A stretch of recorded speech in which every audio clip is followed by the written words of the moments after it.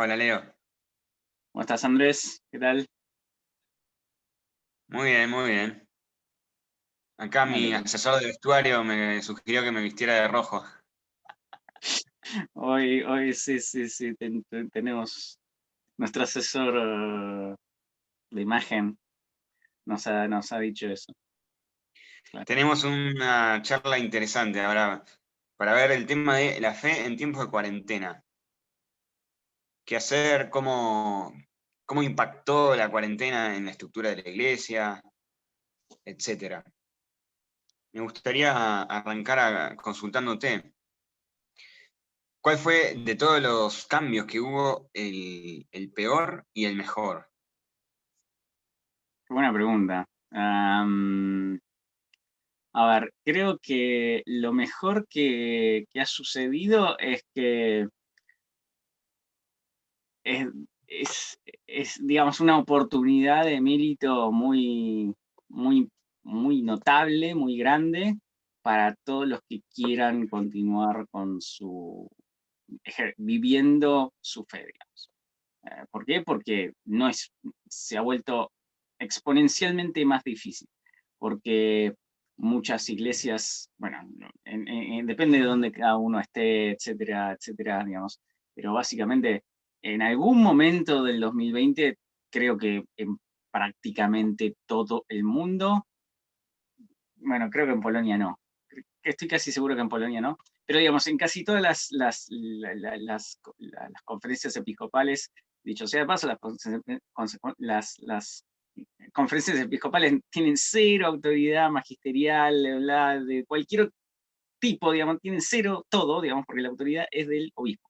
Así que, nada, las conferencias, lo que digan las conferencias episcopales vale en tanto y en cuanto el obispo esté, coincida con lo que digan esa conferencia episcopal. Pero bueno, punto aparte. Eh, en casi todas los países del mundo y provincias y regiones, estados, lo que sea, en algún momento hubo iglesias cerradas y escaso o muy complicado acceso a los sacramentos. Y de hecho creo que en alguna medida eso ha sido más o menos grave y largo, y depende también de dónde uno haya estado, esté, y en alguna medida eso muy probablemente o haya continuado hasta el día de hoy, depende de vuelta donde uno esté, y muy probablemente, casi seguro, vaya a continuar por lo menos durante este año, con lo cual, digamos, no estamos haciendo unas consideraciones respecto de lo que ha pasado y cómo, digamos, y el resultado de eso, sino que en definitiva esto es importante porque nos tiene que ayudar a pensar qué es lo que vamos a hacer este año. Lo que pasó, pasó, pero lo que va a pasar este año, digamos que desde el punto de vista del acceso a los sacramentos, de la disponibilidad de misas, etcétera, etcétera, va a ser probablemente muy complicado, más o menos, según el titular del noticiero del día. Entonces apareció la nueva cepa y todo el mundo, no sé qué, o lo que sea. Bueno, es muy probable que ahora, como dice Fauci, hay que ponerse 2 barbijos o no sé qué, y bueno, va a ser ponete toda la caja, así, y salí a la calle con una escafandra. Bueno, no importa. El tema es que eso afecta a los sacramentos. He visto, he visto un obispo besar el altar con un barbijo puesto. Es demencial, demencial, demencial, absolutamente. No hay palabras para describir eso. Entonces, bueno, esto incluso obviamente trasciende o casi todas las órdenes diocesanas, lo que sea, digamos, y lo que, digamos, y los reductos más tradicionalistas bueno, depende de qué tan tradicionalistas sea, depende de qué tan radicales sean, y bueno, ahí sí, no, más o menos, algunos se esconden porque capaz que dicen que si no los cierran, lo cual es más o menos razonable, entonces terminan yendo a las casas a ofrecer misas y bueno, y andan dando vuelta a los sacerdotes, lo cual es una... Digamos, me parece que en este contexto siempre me dio la cierta sensación de medio de un poco de cobardía porque realmente te van a hacer, bueno, qué sé yo. Pero también es razonable, entonces, bueno, ok, pasa por una cuestión prudencial y bueno, cada uno hace prudencialmente lo que prudencialmente mejor considere. Em, Así que, bueno, creo que ese es un tema. Por esto, creo que eso, llamémosle, es el aspecto positivo de que uno paradójicamente, ¿no? De que uno realmente, el que quiso vivir la fe en estos meses y la va a querer vivir en estos meses que siguen, va a tener que realmente deliberadamente hacer un esfuerzo para ir a misa, mínimamente, para hacerse de los sacramentos, para confesarse, y bueno, a principios del año pasado se detuvieron los bautismos en muchos lugares, una cosa absolutamente demencial, inaudita en toda la historia de la iglesia, como también fue inaudito en toda la historia de la iglesia, que no haya misas, porque siempre hubo misas en persecuciones y en pandemias en serio, digamos, o sea, durante la peste negra en algunos lugares se tomaban algunas recaudos y etcétera, etcétera. Depende, bueno, también obviamente hay que ver a qué historiador uno le cree, pero bueno, supongamos que realmente fue así, de que en el peor de los casos se llegaron a tomar algunos recaudos en algunos lados, y en la mayoría de los lados, en la mayoría de Europa, la peste negra, que donde mató a un tercio de la población, los sacerdotes se morían con la gente que iban a atender y se terminó, digamos, ¿por qué? Porque el concepto fundamental, y es el concepto que se perdió, y es realmente lo grave, es que si un sacerdote se tiene que morir ejerciendo su ministerio, bien muerto está, y bien feliz muerto está, porque morirá por Cristo haciendo lo que tiene que hacer por Cristo. Entonces, bueno, es casi un martirio, o bien podría decirse que sí, que efectivamente es un martirio, porque, bueno, bueno, al margen de eso, que se puede discutir, nada, la salud del cuerpo no vale nada contra la del alma, nada, cero, absolutamente, es irrelevantísima. Entonces, eso se ha perdido absolutamente de parte de todo el mundo en general, en particular, del clero en particular, porque recordemos, por lo menos en Argentina y en muchos, muchos, muchos otros lados del mundo, antes de cualquier medida de cuarentena civil y etcétera, etcétera, se dejaron de dar misas preventivamente porque, no sé, porque el sacerdote se resfrió. Eso es lo que en general ha sucedido y es una tragedia absoluta, una tragedia ante la cual nuestros pastores deberán dar cuentas, porque no queda otra. Entonces, eso es, me parece lo positivo. Lo negativo es, diría que lo mismo, digamos, porque ha alejado un montón de gente ha alejado un montón de gente de la iglesia que con esta aberración ridícula y inaceptable de la misa streaming y por suerte nadie tiró, no voy a tirar, y espero no dar la idea yo, digamos, de sacramentos online. Pero, me extrañaría que en algún momento algún demente lo diga y se empiece a probar ad experimentum en algún lado y terminemos con el confesión app encriptado para evitar cualquier problema y terminemos en eso. Espero que no, ruego a Dios que no, pero no creo que no, realmente, lamentablemente no creo que se pueda descartar así como imposible. Pero sin llegar a eso, ya con esto de la misa streaming, un montón de gente, digamos, que ahora puede ir a misa, bueno, pues total, tengo la misa, la veo la misa en pantuflas en casa y se acabó. Y lamentablemente la mayoría de los obispos sigue concediendo la inconcebible, eh, inconcebible, digamos, licencia de que no, de que se puede, dispensa de la misa presencial, porque bla, bla, bla. Entonces, nada, me parece que la mayoría de la gente se ha alejado y no vuelve. Ese es el tema. Creo que en definitiva ha acelerado el proceso de, digamos, de purificación, y que había hace, que viene dándose en la iglesia, donde básicamente está el que realmente cree, el que realmente quiere, porque cada vez menos es la presión cultural, menos es, digamos, el contexto, allí donde hay algún contexto cultural pro católico, pro cristiano,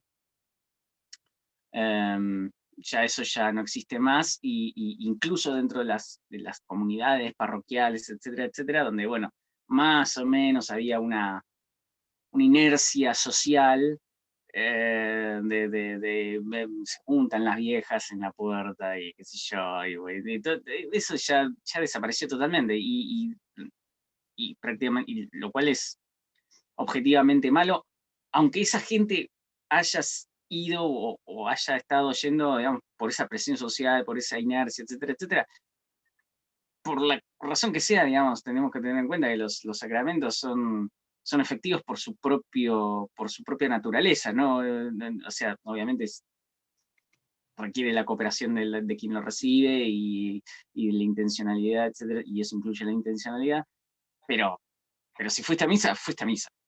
No, no, entonces, incluso fuiste a misa y estás mirando el techo y lo que sea, digamos, es positivo, tiene un mérito, eh, porque estás cumpliendo, aunque mal, aunque mínimamente, aunque lo que sea, estás cumpliendo con el precepto dominical, y etc.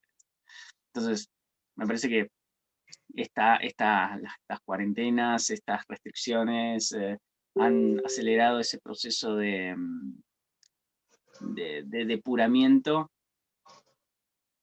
por un lado, dejando en el camino un montón de gente, la mayoría, sin ninguna duda la mayoría, y por el otro lado, bueno, eh, es una gran oportunidad de ganar mucho mérito con relativamente poco, porque la verdad es que lo único que uno tiene que hacer es buscarse un sacerdote, buscarse una misa en algún lado, que en la mayoría de los lados sigue habiendo en algún lado alguien, un sacerdote que no sé qué, y, bueno, y hacerse los sacramentos, y eso, nada, tiene más puntos, vale doble. Y que realmente, de vuelta, con muy poco. No estamos, Dios no le está pidiendo a nadie hoy, por ahora, que muera por la fe. Así que, la verdad es que no nos podemos quejar. Creo que has levantado una buena cantidad de puntos importantes. Por un lado, sí, el abandono total de los pastores, total. La mayoría de los pastores han abandonado, se han dado meses y meses de vacaciones, en una blandura que muestra también la falta de fe, o la falta de preocupación por las almas de la gente que tienen a cargo. Había un blog que comparaba la situación con el personaje Don Abbondio de la novela Los Prometidos, Los Novios, una novela italiana, donde es el cura gordo del pueblo que en realidad lo que quiere es descansar y bueno, le da fiaca a todo y lo único que quiere es quedar bien con los poderosos del pueblito. Y esa es lamentablemente lo que ha inundado a la iglesia.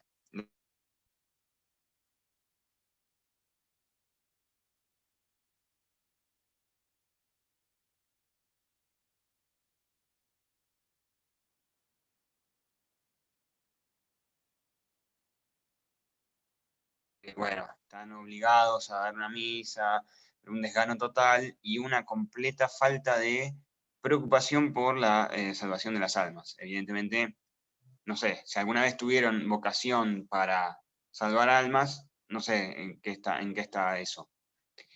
Y va de la mano también con la inercia, ¿no es cierto? Como vos decías, hay mucha gente que iba a misa por inercia, que no será la mejor de las razones por las que ir a misa, pero por lo menos iba.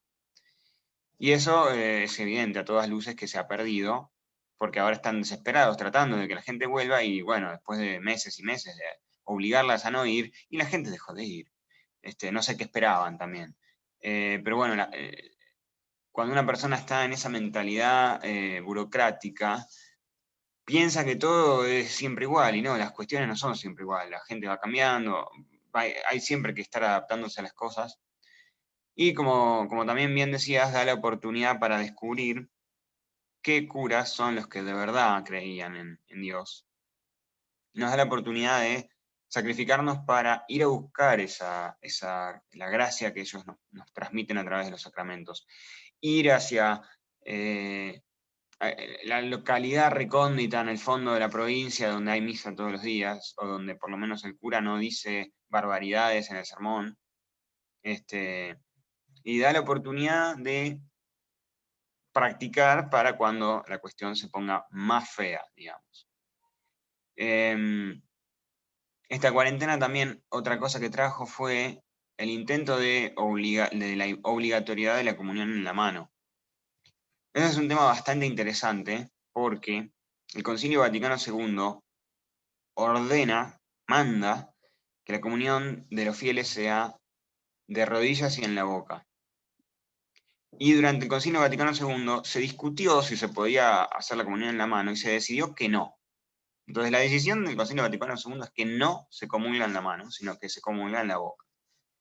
Y ahora tenemos obispos, sacerdotes, conferencias episcopales que se creen que son superiores al Concilio Vaticano II y obligan al contrario. Dicen que el Concilio Vaticano II estaba equivocado y que en realidad lo obligatorio es comulgar en la mano. Y permitime hacer acá un comentario, digamos. Recordemos que al día de hoy es 4 de febrero, hace 2 días creo, salió Pancho el Humilde a decir que Vaticano II es magisterio y quien esté en contra del Vaticano II es un hereje y un cismático y bla, y bla, y bla, y toda esa sarda de cosas que dice. Entonces, es muy gracioso, digamos, porque siempre el Vaticano II conviene cuando conviene y no conviene cuando no conviene, pero cuando no conviene no importa porque, total, yo tengo el poder, es el He-Man de Santa Marta. Entonces, nada. Así es. No hay Hay que mucho que tomárselo decir. con humor porque si lo vemos, yo creo que si lo vemos tranquilamente es una situación trágica. Sí, Trágica sí. porque ellos saben que están expulsando gente de la iglesia, saben que están atacando la fe desde adentro, pero por otro lado, este ataque tiene que ser fuente de lucha y es un llamado a la resistencia y a la reconquista por parte de los que queremos permanecer fieles a Dios y a la iglesia y a la tradición milenaria de nuestra iglesia. Entonces también esto ayuda a encontrar qué sacerdotes resisten, porque los hay hasta en la diócesis más progre, en las narices del mismísimo Pancho, en el mismísimo Vaticano, se da misa tradicional, y se da misa no sordo bien dada, con la comunión como se tiene que hacer, y sin ninguna de estas tonteras novedosas. Sin globos, Sin globos, sin nariz de payaso. sin aplausos, etc. Es gracioso porque es irónico verlo en las narices del más progre de los obispos que la fe sobrevive.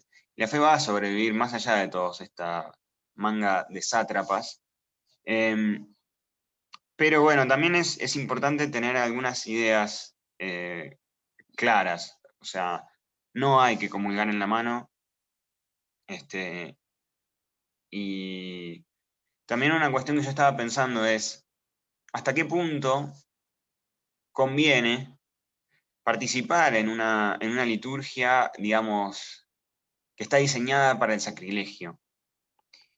Porque hay algo muy diabólico, y es que todas las misas que da un sacerdote válidamente ordenadas, siguiendo la mayor parte de las... O sea, en la mayoría de las misas que suceden son válidas. Son misas válidas y lícitas. Ahora, ¿qué pasa? También son sacrílegas. ¿Por qué? Porque se invita, por esta crueldad, se incita a que se cometa el sacrilegio mediante la profanación de las hostias. Porque invitan a personas que viven en pecado mortal a comulgar. Y habrá un montón de señores abogadiles que dirán, no, técnicamente no es que los invitamos, es que se daba una interpretación que ellos entendieron que podían comulgar cuando en realidad no podían, bla, bla, bla. Pero más allá de esta imbecilidad abogadil, no porque sea una imbecilidad ser abogado, sino porque es un argumento leguleyo estupidísimo, digamos, la jerarquía de la iglesia invita al sacrilegio, punto. O sea, lo invitan, lo incitan y ellos mismos lo cometen porque gran parte de gente en la jerarquía no cree en el pecado, no cree en la vida de gracia, y lo vemos en los hechos. En los hechos se ve cómo no se calientan porque haya fila de confesión, cómo creen que la confesión es algo que se suplanta con psicología, cómo muchísimos sacerdotes hacen cursos de coaching. O sea, ellos de verdad creen que la confesión es una cuestión psicológica, de ayuda, de acompañamiento, y obviamente por eso no les importa. Y bueno, si estás en una situación de pecado, bueno, no importa, es una cuestión, es una herida, obviamente que es una herida el pecado, por supuesto, pero es mucho más que una herida, y hay que verlo en su forma clara. Ahora, ¿yo voy a participar de un sacrilegio? Esa es la gran pregunta que me hago. Si yo No, sé que, porque yo con mi presencia convalido.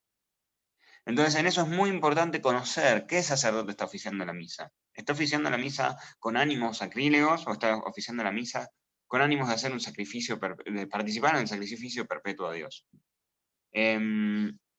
Por eso muchas veces, siendo que la misa es válida, la misa sirve para cumplir el mandato de santificar las fiestas. Ahora bien, es muy complicado, es una fina línea que es muy difícil de entender. ¿Hay que ir a misa? Sí, hay que ir a misa. Ahora, ojo con tu presencia, eh, con validar algo que es satánico, algo que es una abominación, que es torcer el sacrificio perpetuo, el más limpio sacrificio incruento, en un sacrilegio real y que equivale a escupir a Cristo en el Vía Crucis. O sea, entonces hay que tener mucho cuidado porque no son cuestiones inocuas. Y hay muchas de estas cuestiones, muchas de estas celebraciones que son más para la perdición que para la salvación. Eh, Más allá de que gente que no sabía lo que estaba pasando, etcétera, pueda sacar gracias y la misa no deja de ser misa, aunque esté en el medio del sacrilegio, a mí se me hace durísimo ir a una misa sabiendo que están invitando a cometer sacrilegio. Se me hace tan duro que yo trato de evitarlo, y si por alguna razón necesito participar, bueno, después del sermón trato de estar en la puerta de la iglesia o afuera, porque también hay una cuestión, y es que estamos excomulgados en la mayoría de estas celebraciones. Digamos, no nos van a dar la comunión si nos acercamos a comulgar, nos van a obligar a comulgar en la mano.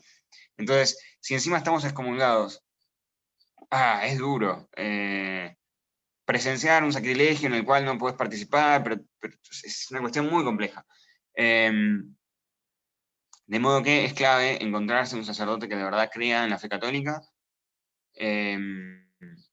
Como digo, no importa si es rito tradicional, no solo, me parece mucho, o sea, mucho más importante asegurarse de ir a a un sacerdote que crea en Dios mínimamente, y que mínimamente busque la salvación de las almas, se esfuerce por, no sé, confesar, salga a buscar a sus fieles, pastoree realmente, porque hay sacerdotes todavía que de verdad sí creen en Dios y salen a buscar a la gente, y durante toda la cuarentena se han preocupado por violar las normas eh, tiránicas y cumplir su rol sin aprovechar la ocasión y darse vacaciones eternas. También hay algo muy importante y es el círculo laico, que los hay, si no los hay en la localidad donde estamos, hay que crearlos. Pero sí es muy importante tener algún grupo de gente, amigos, conocidos, que se puedan juntar ya sea a hacer el rosario, alguna lectura espiritual, un club de lectura donde puedan leer a, no sé, Arroyo Marino, alguna cuestión sana. Y hay mucho más de lo que parece. Este, y es impresionante el crecimiento exponencial de esos grupos durante la cuarentena, porque claro, todos los demás, no sé, Acción Católica, Gesta, del que llame, el que sea, se han autoclausurado. Y la gente que quiere participar en algo, bueno, participa en lo último que queda. Y lo último que queda es impresionante, porque yo lo veo en varias ciudades. De repente, grupos que tenían 5 o 6 personas ahora pasan a tener 25, 30. Eh, y no van a volver ellos después a, no sé, el grupo X que sea de la parroquia de los felices guitarreros, y sí van a mantenerse en algún lugar donde haya pan que alimente el alma. Es una oportunidad excelente. Y ahí también todos los grupos hay que instarlos a que se abran a traer gente nueva, toleren gente que quizás no está tan formada como uno, y ese momento misionero, y esto no es pescar en la pecera, que está muy mal, y hay muchos que se dedican a eso. Esto es rescatar, ir con la ambulancia a rescatar los últimos que quedan agonizando allá afuera y traerlos de vuelta a respirar aire puro y alimentarse un poco del pan de la palabra.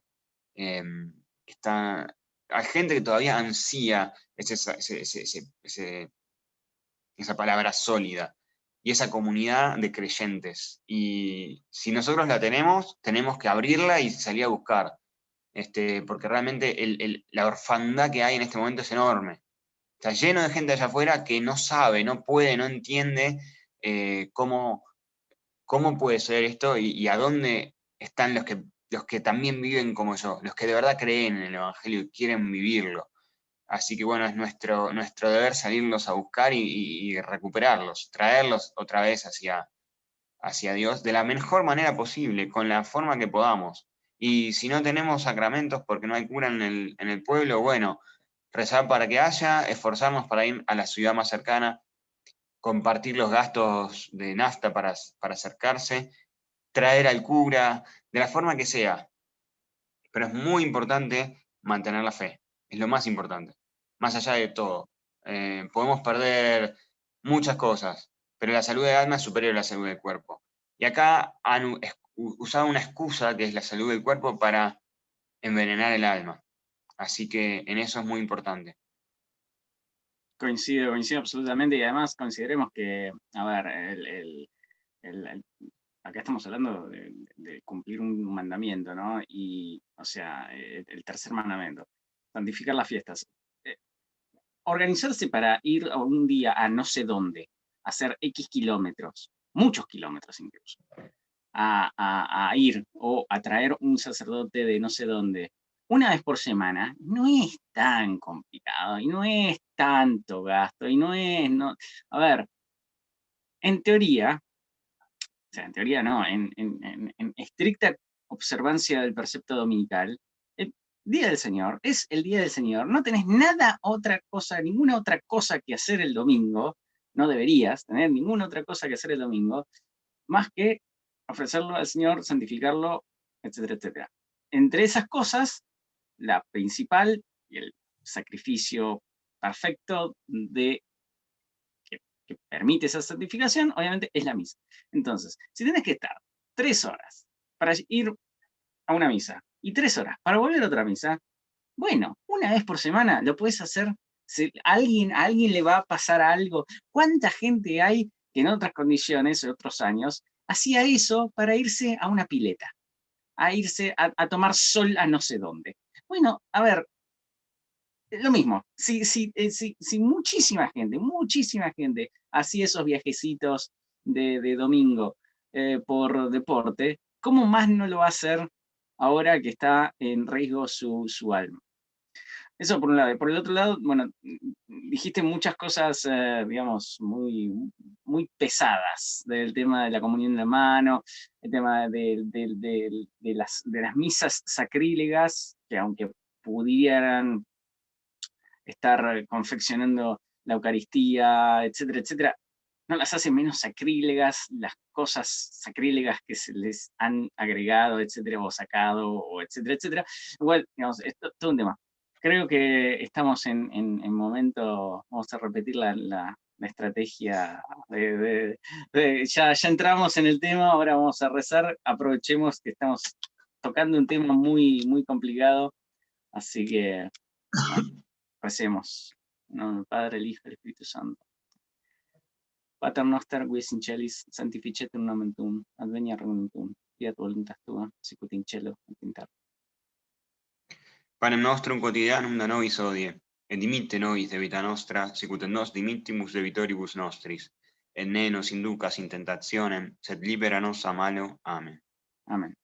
En nombre del Padre, Figlio y Espíritu Santo. Salí medio italiano. Dimitte novia.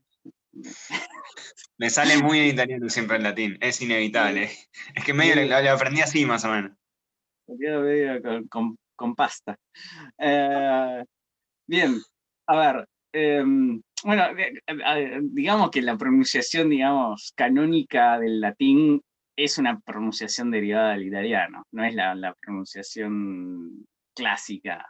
No, aparte mis profes eran italianos en serio, entonces bueno, ya está. Está bien. Bueno, a ver, lo que decías del tema de la participación en un sacrilegio, el principal del cual es obviamente la comunión en la mano, y debe decirse que, precisemos, o sea, significa que está, ¿qué significa eso? Significa lo siguiente, que estamos maltratando al Señor, literalmente.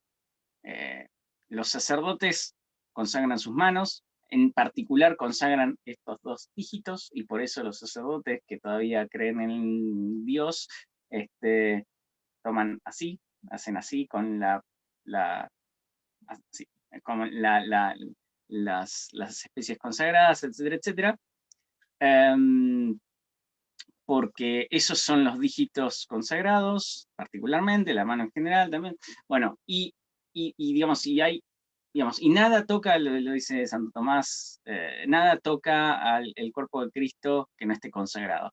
De hecho, una cosa que leí, que es una reflexión interesante, es, notemos que después de Cristo, que después de resucitar, Cristo no permite a las mujeres que lo toquen cuando resucita, que está Magdalena ahí, no me toques, qué sé yo, bla, bla, bla, y se va. Se va cuando resucita, que quién eres tú, Señor, etcétera, etcétera. Y bueno, y de hecho, de quien permite que lo toque es justamente Santo Tomás, cuando no cree, etcétera, etcétera. Tomás, obispo. Entonces, ese es el primer punto. También recordemos que bajo el actual vigente Código de Derecho Canónico, los fieles tienen el derecho de comulgar en la boca y de rodillas. Entonces, cualquier argumento leguleyo que se pueda esgrimir, bueno, tiene un contraargumento de peso, digamos, ¿no? Igual, debe decirse que digamos, estamos en general en la iglesia, en la cultura, estamos en una época, en una edad de de post-escritura, algunos dicen de la posverdad, digamos, donde la verdad es que no importa lo que esté escrito, no importa lo que se diga, no importa absolutamente nada, es lo que es el ejercicio del poder con el puro poder, y vale lo que se diga que vale. Digamos. Entonces, la práctica es esa, la realidad es esa. Entonces, ante estas, y aparte, digamos, uno puede ponerse a discutir lo que uno quiera con el sacerdote y el obispo, incluso, y digamos, lo más probable es que cambie absolutamente cero, aunque uno tiene el derecho y en algún caso puede tener la obligación de hacerlo, que también está en el Código de Derecho Canónico, Canon 212, es los fieles tienen el derecho y en algún caso, según su ascendente en la comunidad, la obligación de traer ante la atención de las autoridades eclesiales competentes, abusos, problemas, etcétera, etcétera. Bueno, este abuso de la comunión en la mano no es nuevo, fue un invento introducido en casi todo el mundo, aprovechando el espíritu del concilio. Recordemos que no solamente, como vos bien decís, digamos, no es solamente, bueno, el Concilio Vaticano aprobó, porque, bueno, se puede argumentar a favor, en contra, y en ningún otro, de cualquier forma, arriba, abajo, y por izquierda y por derecha, en contra, con el concilio y sin el concilio. Pero, y también se puede utilizar, y también se puede decir que Pablo VI dio en una carta, dio específicas condiciones que, bueno, es como todo lo que Pablo VI, es ridículo e imposible, de condiciones bajo las cuales se podría distribuir la comunión en la mano, bajo ciertas condiciones. Condiciones que algunas de las importantes son que esa costumbre ya estaba impuesta en la comunidad, que es una costumbre que realmente es una costumbre en las comunidades protestantes, lo cual ya con eso mismo uno tiene que decir, bueno, que es ridículo, porque si uno, aunque sea una comunidad de 100% protestante o de ex protestantes, si están en una misa católica, bueno, ahora comulgan de otra forma. ¿Cuál es el problema? Bueno, no importa. Pero esa era una de las condiciones. Lo cual no se verifica en el 100% de los países de Hispanoamérica, porque la realidad es que culturalmente las comunidades protestantes son ínfimas y nuevas, todas. O sea, no. Y estamos hablando del 60 y algo, ¿no? Y eso por un lado. Y por el otro lado, que una de las condiciones que creo que es la más, que es el último clavo en el ataúd de la comunión en la mano, por la boca de quien lo permitió, porque dígase lo que se quiera decir, digamos, a favor, en contra, lo que sea de Pablo VI, quien lo permitió fue con la malicia de muchos obispos que aprovecharon esa carta para torcerla y decir, bueno, esto sí, estas condiciones se cumplen acá, y bueno, pero al margen de eso, la misma carta da esas posibilidades, es como, bueno, y la condición que me parece más clave es que solamente se permite en la medida en que lleve a los fieles a mayor reverencia por el sacramento, etcétera, etcétera. Lo cual es para cualquier persona que haya visto una misa donde sucede esa atrocidad, ridículo, porque va a encontrarse que viene el comulgante de turno embozalado, y se saca el bozal y qué sé yo, y junta los pedacitos de que el cuerpo de Cristo en la mano, en el mejor de los casos, o se lo lleva al banco y lo anda paseando por toda la iglesia como si fuera casi como si fuera una procesión. Ojalá fuera una procesión, digamos, porque anda así caminando por todos lados, como si fuera no sé qué cosa, lo cual es una locura.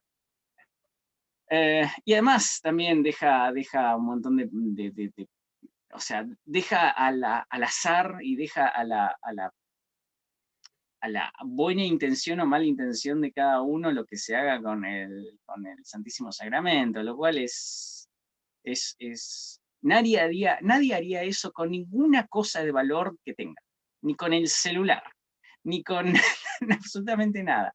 Entonces, ese es el nivel, digamos, ese es el nivel de cuidado que se le da a Cristo, lamentablemente hoy.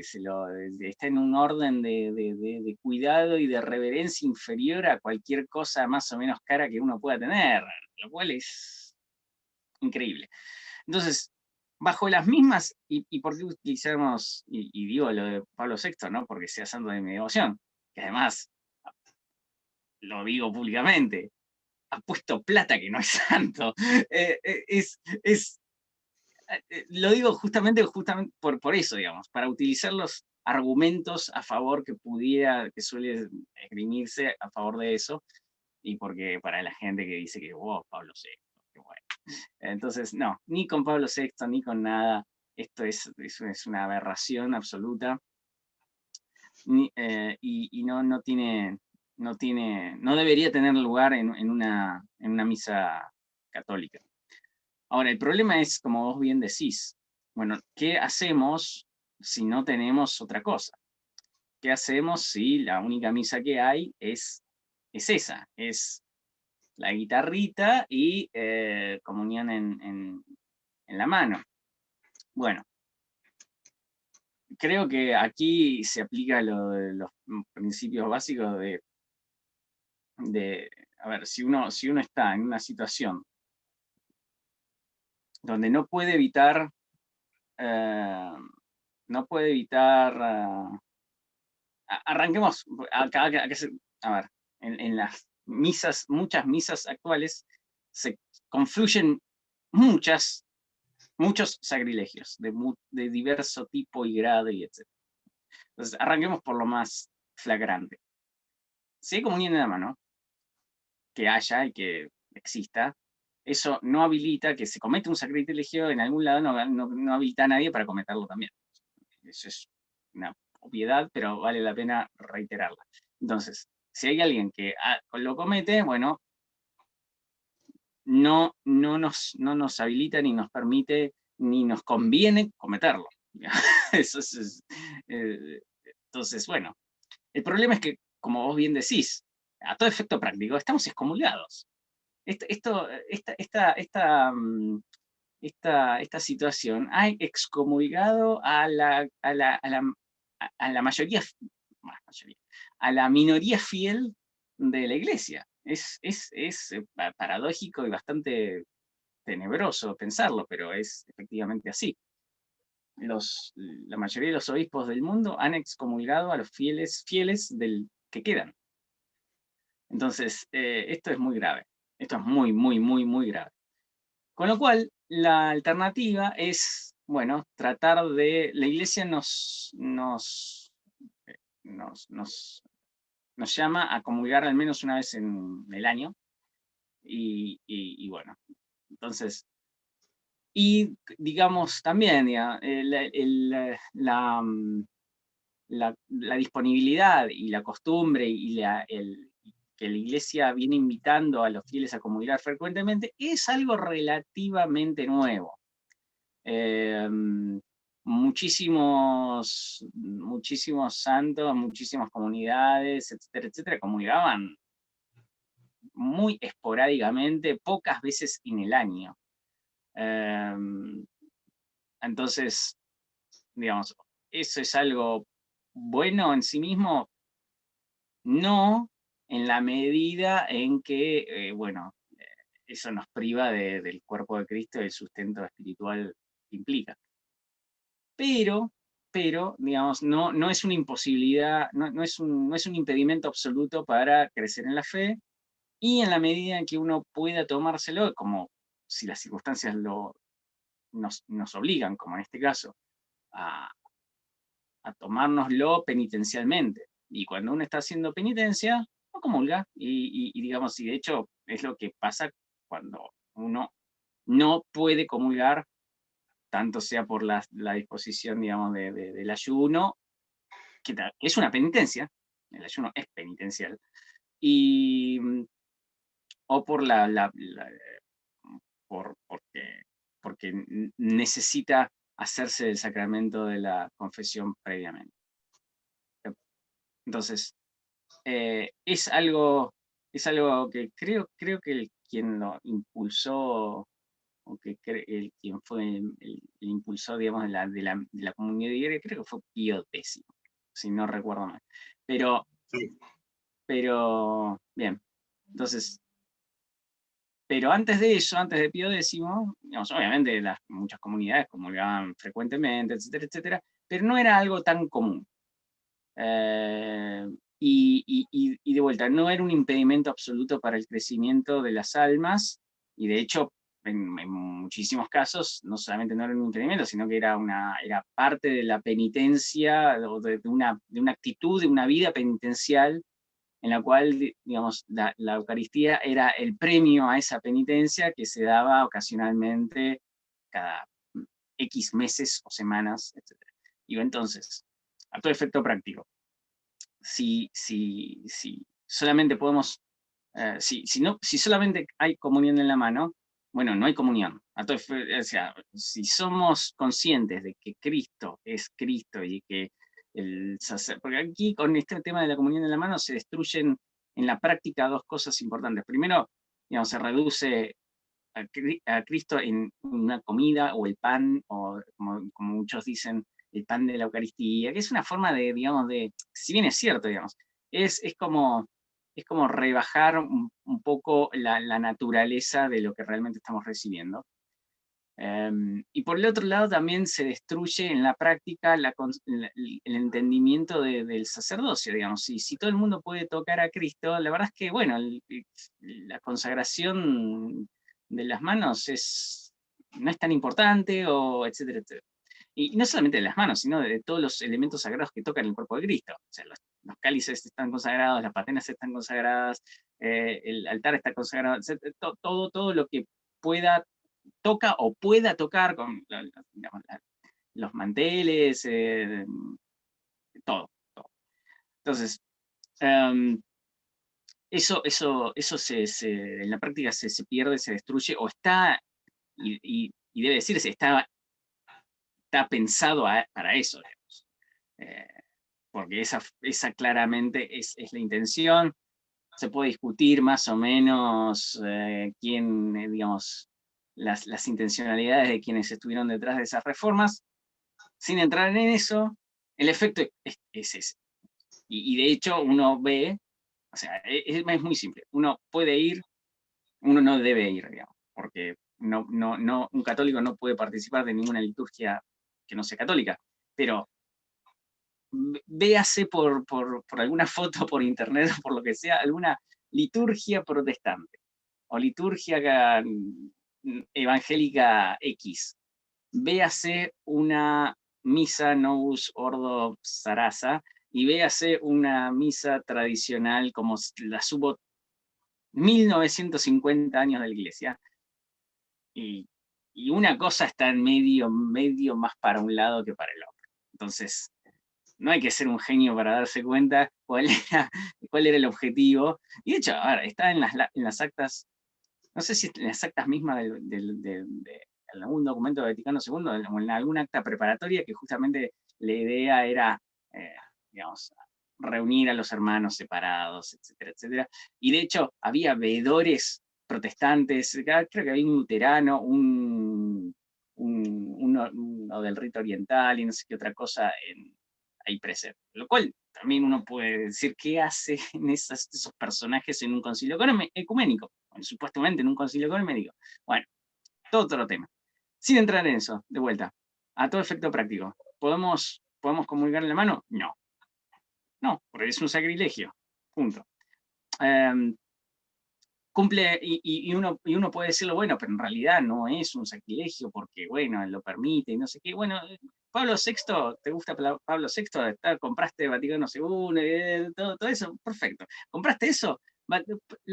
Según las condiciones de Pablo VI, eso no se permite. ¿Por qué? Porque no se cumplen las condiciones que dio Pablo VI para que eso se permita. Así que, fin de la cuestión. ¿Qué significa? ¿Que estamos excomulgados a todo efecto práctico? No es que estamos excomulgados canónicamente fuera de la iglesia, pero no comulgamos, estamos excomulgados. Bueno, cuestión de que en algún momento, en 2, 3 semanas, meses o lo que sea, bueno, tratar de buscar, encontrar, viajar e ir a una misa en donde se pueda comulgar como se debe comulgar. Y mientras tanto rezar que Dios nos dé la perseverancia, la paciencia para sufrir esta excomunión de facto. Y bueno, tratar de hacer eso. En general, creo que en casi todos los lugares, en casi todos los países, en algún lugar a una distancia de 2, 3 horas de viaje, en algún lado tiene que haber, en general, creo que hay alguna misa razonable, no sacrílega. Entonces, bueno, ok, ¿puede uno hacer eso todos los domingos? Yo diría que sí. Puede no haberlo porque, bueno, alguien no tiene auto, bueno, se podrían juntar varios, etcétera, etcétera, bueno, no importa.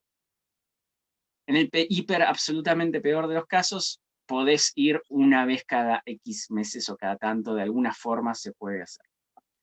Ahora, la gran pregunta pasa por si tolerar ese sacrilegio, hasta qué punto uno puede tolerar un sacrilegio o participar de él, teniendo en cuenta bueno, que uno también está llamado a santificar las fiestas digamos, y participar de la misa, digamos, ¿no? Entonces, ese me parece que es el punto más complicado. No me queda... No sé, ese me parece que es un punto complicado. Y sin entrar en misa inválida o más o menos, o no, digamos, asumamos, aunque sea por el efecto de la argumentación, digamos que sí, que es todo válido, que no sordo, bueno, es más o menos... Yo diría que si vamos a creo que si vamos a ser, digamos, objetivos y delicados, como debe ser un alma cristiana, debe ser delicada y sensible al pecado y a cualquier ofensa a Dios. Creo que si decimos lo que estamos diciendo de la comunión en la mano, también podemos decir lo mismo de la misa no usor. ¿Por qué? Porque sus componentes o su falta de cosas son, o podrían, creo que se podría decir que son sacrílegas. Digamos. Lo cual ahí estamos entrando en una discusión creo que mucho más fina en cierto sentido y también medio gruesa en otro, digamos, porque de vuelta hace falta ver 2 fotos para darse cuenta que una cosa no es la misma que la otra. Entonces, ese es un punto bastante increíble, que de alguna manera, digamos, se nos pasa. Ahora, el tema de vuelta es, ok, una cosa no es igual a la otra. Eso es no se puede ni dudar. Ahora, ¿hasta qué punto sigue siendo esencialmente lo que es la misa y etcétera, etcétera? Primer punto. Y segundo punto, ¿hasta qué punto uno puede o debe participar en esos casos, teniendo en cuenta de que aún en esas circunstancias o en lo que sea, digamos, ningún mandamiento se queda o puede quedar abolido nunca. O sea, la ley de Dios es la ley de Dios, santificar las fiestas sigue siendo santificar las fiestas, y mientras haya iglesia, eso significa misa. Mientras haya misa, significa misa. Eso me parece que es una discusión mucho más complicada y en alguna manera más compleja. No sé qué pensás. Yo creo que la dificultad es muy grande. Yo no tengo la respuesta. Yo digo lo que yo hago, que espero que sea lo mejor, pero sin estar seguro. Y creo que vamos a tener que acostumbrarnos a rezar y pedirle a Dios que nos ilumine para hacerlo mejor o lo más correcto y nos disculpe si no lo hacemos, porque son situaciones en las cuales no está claro. Y cuando la situación no es clara, y hay que ser lo más prudente posible. Yo no le voy a decir a nadie que no vaya a misa. Porque no deja de ser una misa. Ahora, el problema es ese, es hasta qué punto uno es cómplice o partícipe de un acto malo. Por eso yo recuerdo también, no sé si estoy equivocado, pero me da la impresión, y por eso actúo de esta manera, de que en su momento el que estaba excomulgado tenía que ir a misa igual o participar de alguna manera, pero no podía entrar en la iglesia. Algo así era, si no me equivoco. Por eso las 2 veces en toda la cuarentena que no tuve alternativa más que ir a una misa en la que se insta al sacrilegio, fui desde afuera, o sea, desde la puerta de la iglesia. De modo que estuve y no estuve al mismo tiempo. Lo cual me parece algo, qué sé yo, no sé si es lo mejor. La misa de Schrödinger. Claro. Pero es duro, es complejo porque yo no quiero faltar, pero tampoco quiero con mi presencia convalidar. Y dado que el excomulgado en su momento no podía entrar a la iglesia, me parece que es algo lo más semejante que se puede hacer. ¿Qué sé yo? Es andar medio en la oscuridad, porque realmente son momentos difíciles donde el enemigo está dentro. Y cuando el enemigo está dentro, ¿qué hacemos? Es muy difícil. Claro. Ahora bien, también como te digo, no podemos así de un plumazo decir no hay que ir a la misa. Hay que ir a la misa. Esa es la cuestión. Claro. Por eso es muy importante encontrar cuáles son los sacerdotes que por lo menos creen en Dios y por lo menos le dan la importancia que merece a la comunión y al sacrificio dominical. Y de eso se está lleno. En todas las provincias hay. Lo que pasa es que, incluso que den la comunión, pero ¿qué pasa? Muchas veces pasa que cuando el obispo se entera de que hay un sacerdote que da la comunión, Hay alguien fiel. claro, pero le manda un veedor o algo así. Claro, Entonces, claro. pero hay hay mucha misa clandestina y cada uno tiene la responsabilidad de encontrársela, de descubrirla, que se hacen o en las casas o en horarios poco habituales en las mismas iglesias. Este, Y esta solución que a veces toman de mandar al sacerdote fiel a un pueblito perdido, el problema es que ahora no es como antes. Antes, quizás, no sé, hace 50 años era más difícil conseguir transporte. Pero ahora siempre hay alguien que te lleva y con las redes sociales y con WhatsApp es muy fácil organizarse e ir de a 5 en un auto. Entonces, ya no es como antes que si lo mandaban a un pueblito perdido, listo, problema solucionado para el obispo. No. Ahora lo mandás a un pueblito perdido y la gente va igual. La cuestión es organizarse. Pero yo sé que en todas las provincias, en las principales ciudades, la misa está. La cuestión es encontrarla, ir hacia ella. Por ejemplo, en Buenos Aires hay misa. No hay excusa, la cuestión es encontrarla, pero el problema también, y acá entra el tema de la comunidad, no es públicamente conocida, porque no es que Claro. van a ir a regalarse para que te vengan a clausurar. Entonces es muy importante hablar con conocidos, hablar con amigos, hasta encontrar y saber bien que en tal lugar, a tal hora se hace.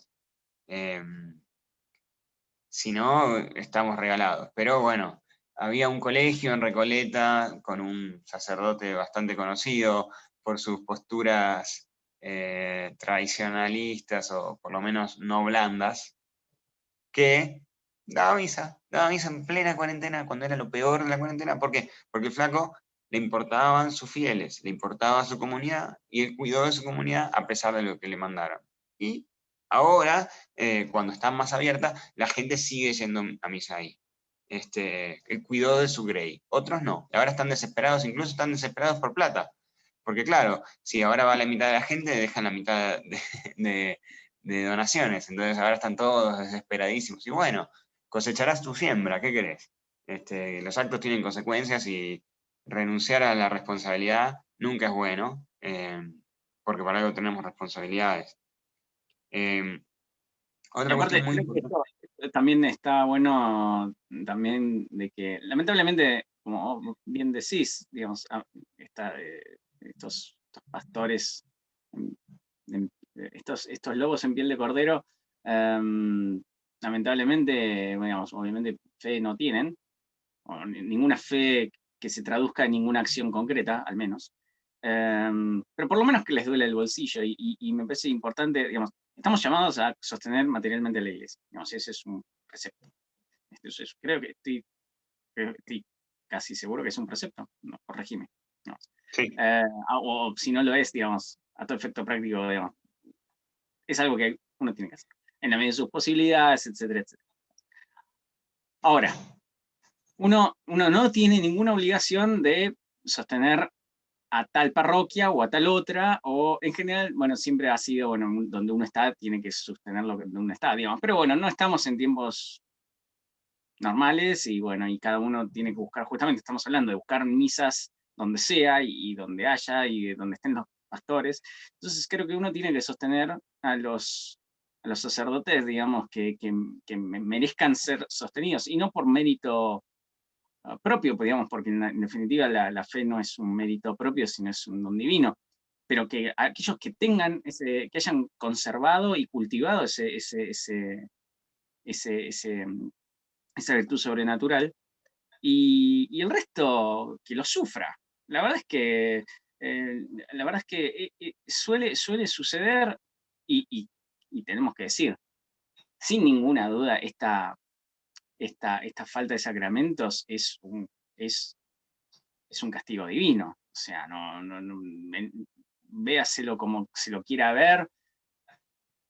Obviamente no hay ninguna enfermedad real, digamos, pero entonces el castigo, Dios nos castiga con eso, no, porque no existe, es todo propaganda. Ahora, lo que sí es real es que Dios nos ha sacado los sacramentos, nos ha sacado sus propios sacrificios, nos ha sacado la presencia de su Hijo en todos los lugares donde los teníamos cerca antes. ¿Por qué? Porque claramente nunca le dimos la reverencia que merece, la adoración que merece, el trato que merece. Entonces, claramente eso es así. Entonces, eso lo hemos sufrido, y lo hemos sufrido por nuestras propias culpas.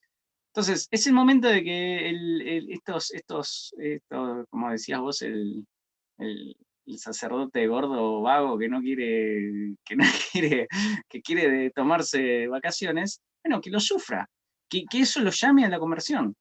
Eh, y que lo sufra porque no puede pagar la luz el mes que viene. Bueno, mejor. Aleluya, que eso le sirve para que se convierta. Así como nos debería servir para convertirnos a nosotros esta situación de tener que ir a buscar a Cristo. Bueno, que rece porque pueda pagar la luz el mes que viene, que por lo menos rece por eso.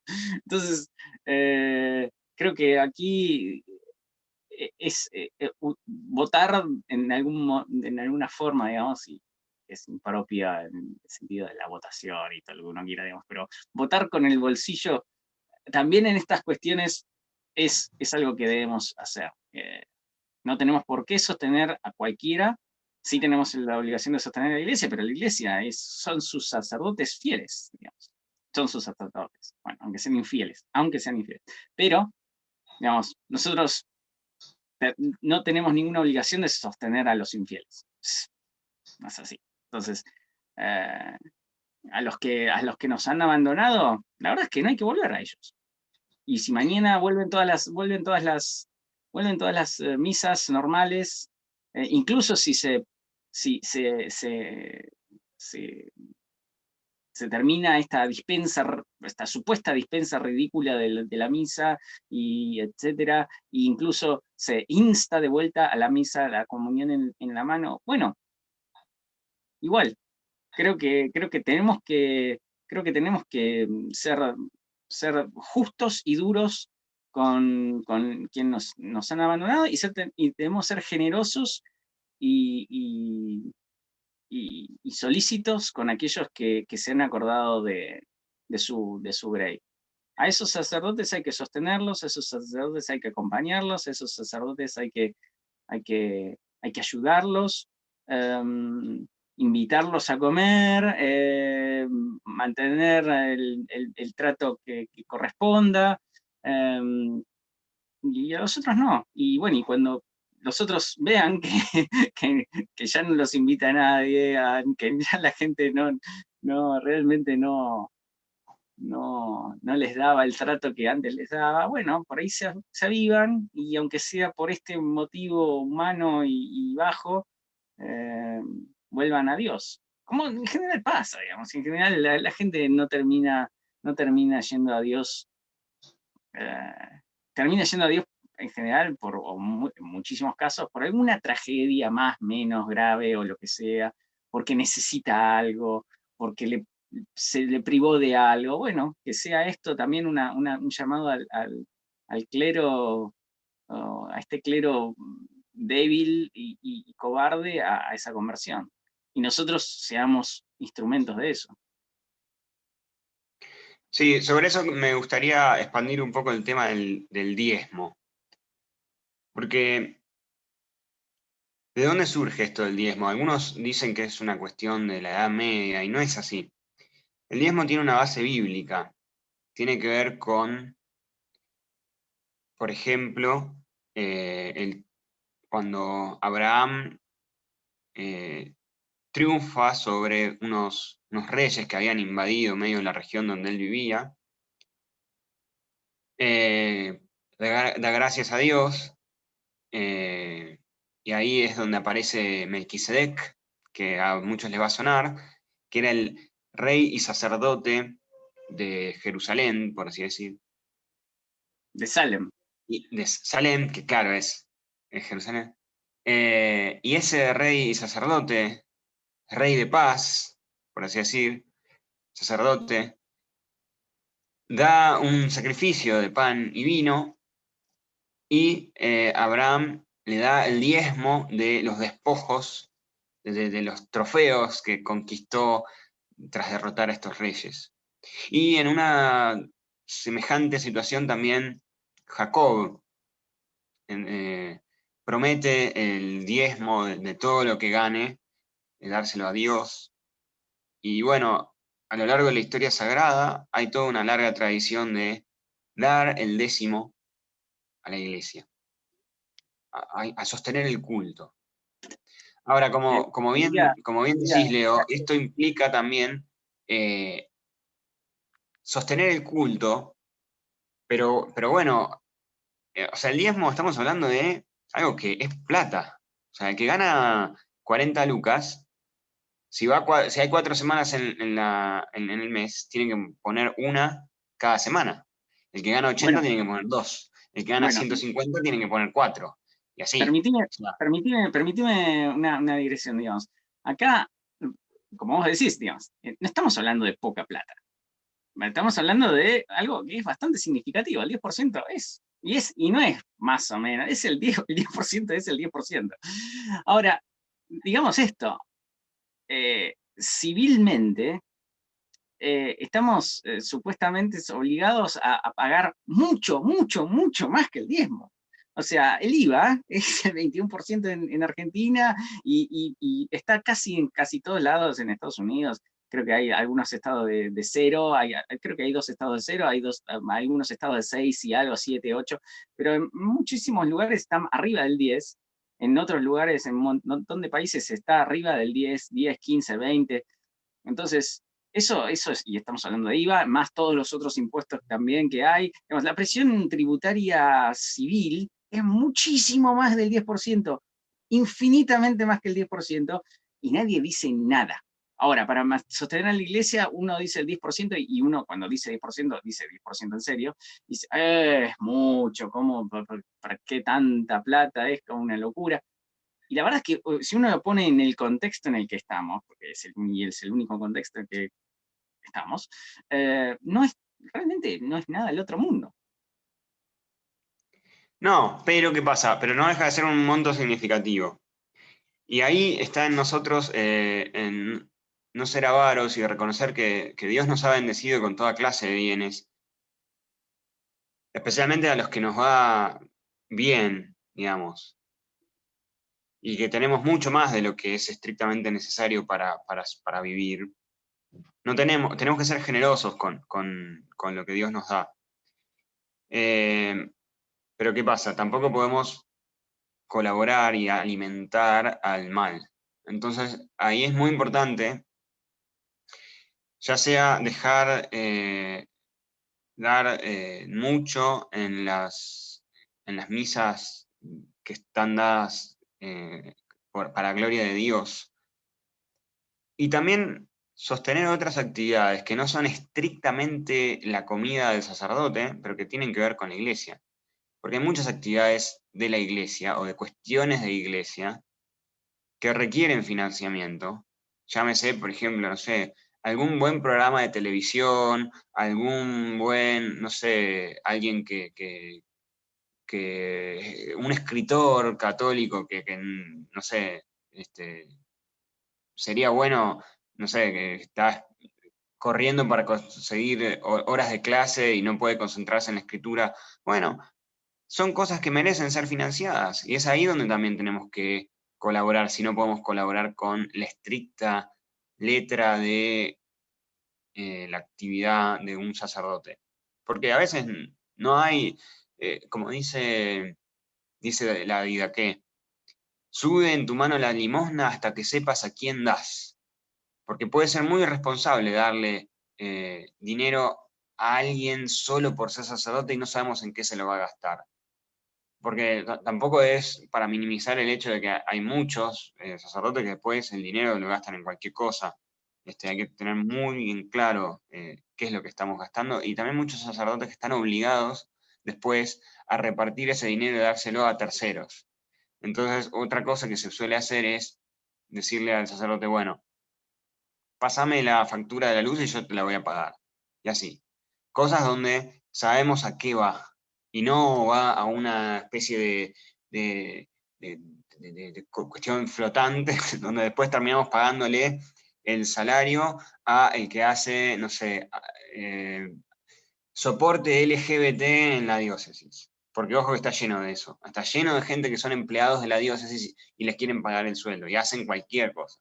Y eso no es financiar a la iglesia, eso es financiar, no sé, al plutócrata de turno, a la persona que está ahí haciendo no sé, ¿cómo se llama? ¿Cómo era que se llamaba? Susan of the Parish Council, como dicen los yankees. Bueno, acá diríamos, y acá siempre hay una Marta dando vueltas que da órdenes en las parroquias, en las secretarías parroquiales, y que, y que toma turnos de cosas